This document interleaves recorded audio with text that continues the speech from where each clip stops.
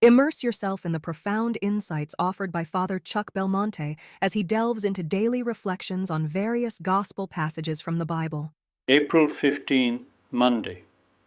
Truly, this man was the Son of God. One of the strangest lines in the Gospels is uttered by the centurion at the foot of the cross.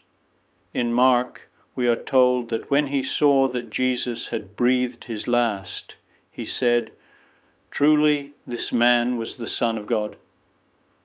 One would have thought this was the last thing a person would say after seeing a man die.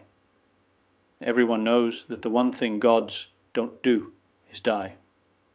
Thus, it would have made more sense if, the moment the centurion saw Jesus die, he had said, "Well, clearly that guy wasn't a god." Had Jesus shot 50 feet up in the air and shot laser beams out of his eyes, then we might imagine the centurion saying, oh, that was the Son of God," after which he might have run for cover, reasoning that the man, now so revealed, would not be entirely pleased with those who treated him so badly, what with the whole spitting, taunting, scourging, crowning with thorns, and nailing him to the cross business.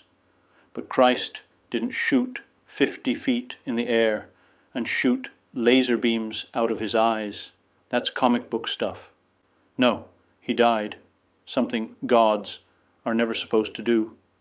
And yet, it was at that moment the centurion said, "Truly, this man was the Son of God." We have to imagine that Mark included this odd story in his gospel. Well, first, because it happened.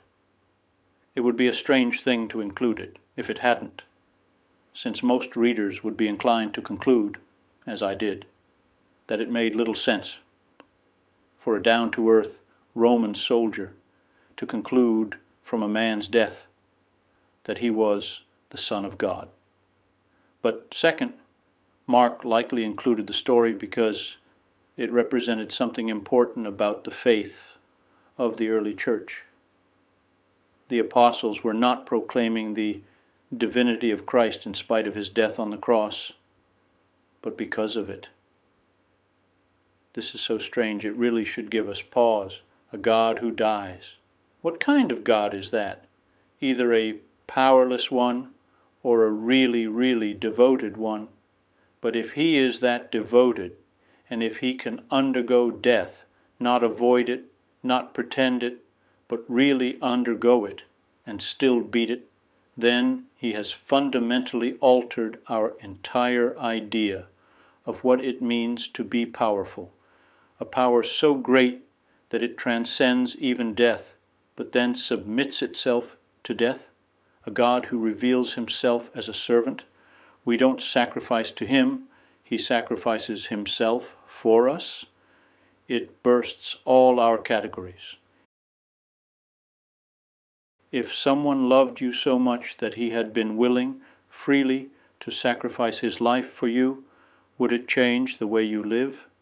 That much love and devotion for me? It's almost too much to believe. But if that's the universe God has made, and if he wanted to share his love with us that much, why say no? Excerpts by Randall Smith. I would be delighted to extend an invitation to you once again tomorrow for another insightful reflection on the gospel by Father Belmonte.